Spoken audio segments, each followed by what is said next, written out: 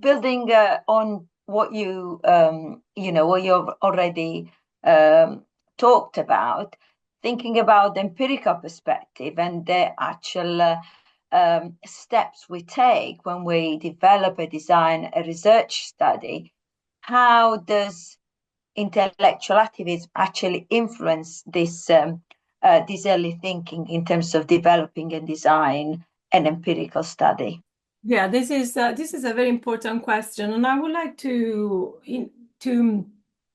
think of it as giving you an example, okay, of the latest work that I've been doing, empirical work, and then I make an example. If you don't mind, I'll give you two examples. One which is an empirical set of research concerns, right? And the other one, it looks at the latest development of research thinking in terms of how we write up and how we publish something, right?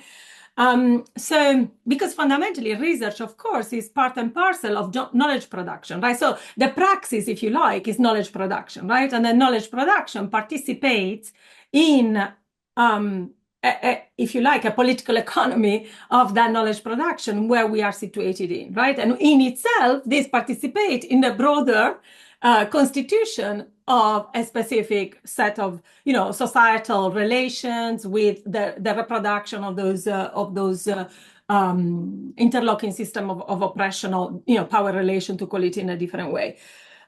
So one of the examples that I want to give relates to this work that I've been doing for the past 4 years now. Actually, I can't believe it's already 4 years, with a wonderful team of colleagues. One of them is Dr. Poole, working at UMass with me, and the other one is Patricia Naya, who's finishing basically a doctorate with me at UMass also. And with this team, what we've done, we've developed this work on societal inequality, right? So for us, intellectual activism was an important area that really forced us to think about specific issues in shaping, for example, the topic, the setting, and the domain of our research, just to, as a starting point. So the topic for us is societal inequality. The domain, as the setting is business school, and the teaching, if you like, and the university as an organization, as well as the institutional domain is education, right? So these are the kind of levels, right, that were shaped by the concerns that faced us. In other words, we're not just interested in inequality because we're interested in being, in developing critical work around inequality, because there is some, but there is not a lot done in organization theory, which is true. But also, and of course, more specifically, the fact that there is a lacking set of empirical cases, especially linked to the business school, right? Because, yes, of course, in the past few years, we've had, a certain development of work around business schools and how they reproduce societal inequality. But a lot of it is in the essay form, a lot of it, so there is a kind of need for, robust empirical cases and studies that would have a very strong, rigorous, set of data and so on and so forth. Because of course, what you're doing in this process, you're constantly discussing, as Professor Collins calls it, you're speaking truth to power, right? So what you're doing, you are denaturalizing specific set of understandings that have become completely normal and taken for granted and so on. So, the education as a space where we're all, helping to advance, employability as well as democracy, and everything is all fantastic once you get through the gate. Might be difficult to get through the gate, but once you're there, everything is okay. And of course, what we know is that's not the case, both organizationally and at the educational level.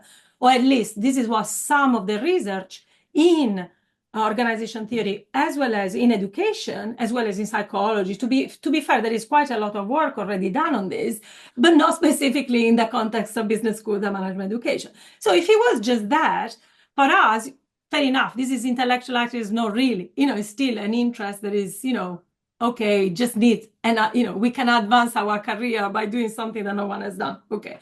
So where is the quid? The quid is in the fact that we are literally in an institution that is called to do that. So institutionally and organizationally, our team is situated in a place where the logic of our existence, the funding and everything is literally that of serving minoritized, to be more precise, groups of students, as well as, underprivileged group, and so on and so forth. So, my institution is what is called in the US a minority serving institution, right? So this is the name for it. So we have, if you like, an institutional sort of requirement to make sure that once they are through the gate, the students actually advance their own lot, right?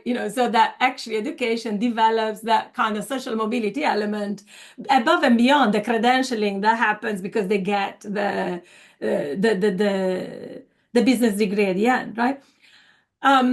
So for us, the issue is that our students are presenting us constantly every day with very clear justice demands. So it's not just, there is an organizational mandate, but every day in your teaching, in your engagement, literally in your work, you're engaging with students who face huge problems because of those interlocking power relations, and they call upon you to actually be the person through that praxis to help and support and change that system. Are you with me? So those justice demands were really significant for us in thinking about, okay, where do we go and what kind of research do we do? So we zoom in on something that was very specific so that we could produce that kind of work that could also inform organizations like ours, not only write a couple of papers that could be, advancing the understanding of the persistence of socioeconomic inequality,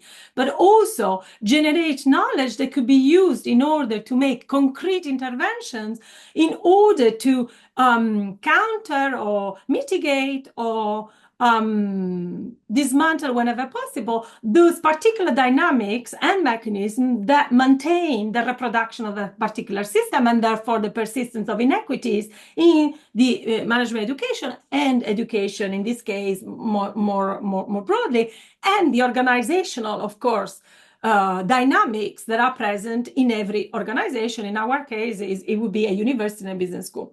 So this is just to give you a kind of empirical example of how the topic, domain, and issue were really very much based on facing the justice demand that we have to engage with every day. And we could ignore them. We could just address them at the level of, I can try to teach in a certain way and so on and so forth. But, also the kind of teaching requires understanding and knowledge development. Do you see what I mean? We can't rely necessarily on other, disciplines, right? So we need to develop our own understanding. So that is an example of how the area and the thinking tools of intellectual activism were important in understanding and developing our own research